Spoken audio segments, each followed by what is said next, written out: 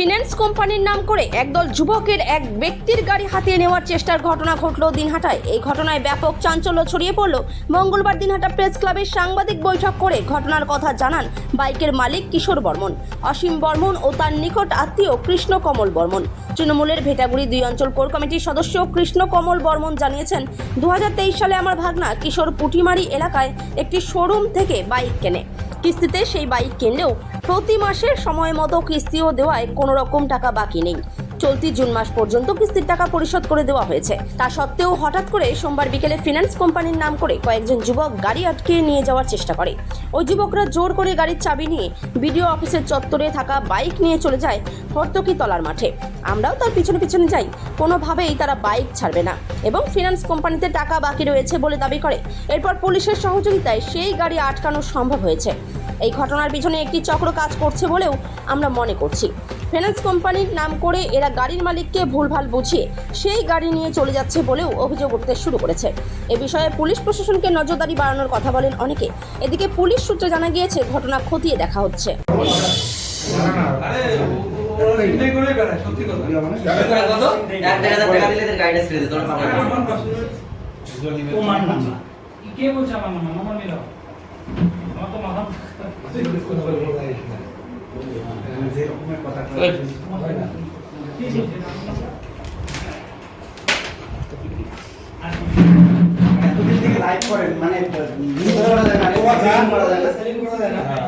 যারা গাড়ি কেনে বা কেনা বেচা করে তাদের তো হয়রানি হওয়ার কথা না।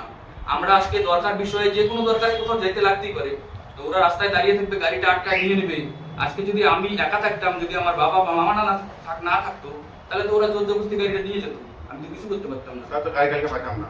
যার কারণে এই যে কালকে ডাকার পরে থানার দ্বারস্থ হওয়ার পরে এই ঘটনাটা হয়েছে, ওরা গাড়িটা নিয়ে যেতে পারেনি। আমি এটাই বলবো যে সবার ক্ষেত্রে যারা গাড়ি কিনছে, এইরকম যারা কেউ যদি এসে বলে হঠাৎ করে, তাদেরকে চাবিটা না দেওয়ার তড়িঘড়ি থানাতে খবর দিয়ে থানার দ্বারস্থ হওয়া। এই বিষয়ে আমাদের গাড়িটা এখন থানাতে আছে, তো আমি বলবো যে থানাতে যারা দায়িত্বে আছেন অফিসার, ওনারা যদি দেখতে যা করা যায় করে আমাদের গাড়িটা, আমাদের তো লিগ্যাল সবকিছু কাগজ পেপার সবকিছু ক্লিয়ার আছে, কোনো রকমের কোনো ইস্যু নেই। তো যা হবে এখন থানাতে গিয়ে ওই যে কালেক্ট করে ওর আমি জিডি করবো, বাকি যা করে গাড়িটা। কি নাম আপনার? আমার নাম অসীম বর্মন। কোথায় বাড়ি? বাড়ি পাখিরাকা মাথার। গাড়ি কতদিন আগে নিয়েছিলেন? গাড়িটা 2 বছর আগে।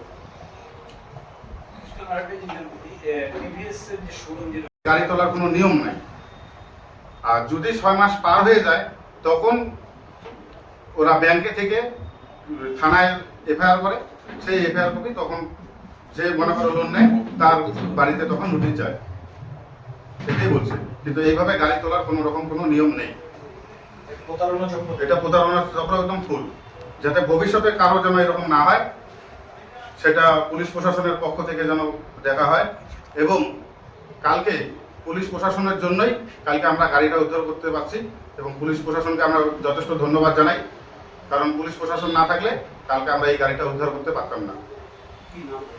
আমার নাম কৃষ্ণ কমল বর্মন, আমি ভেটাগুড়ি 2 নম্বর অঞ্চলের পঞ্চায়েত অভিভাবক এবং জেনারেল সেক্রেটারি অঞ্চলের শুধু সেক্রেটারি।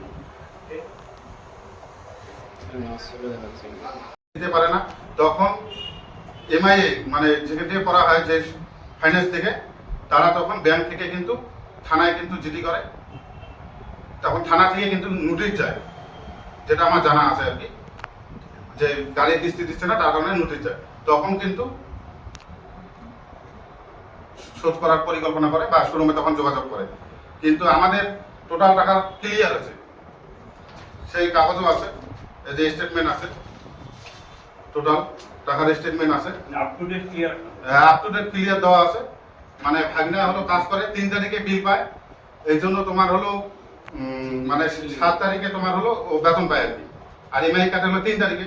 তার কারণে ওই কোম্পানি থেকে এই যে এই ছেলেটা যেত, ওর আইডেন্টি কার্ডটা সব কিছু আছে, ওর কাছে ফোনপে টাকা দিত এবং টোটাল টাকা ক্লিয়ার আছে।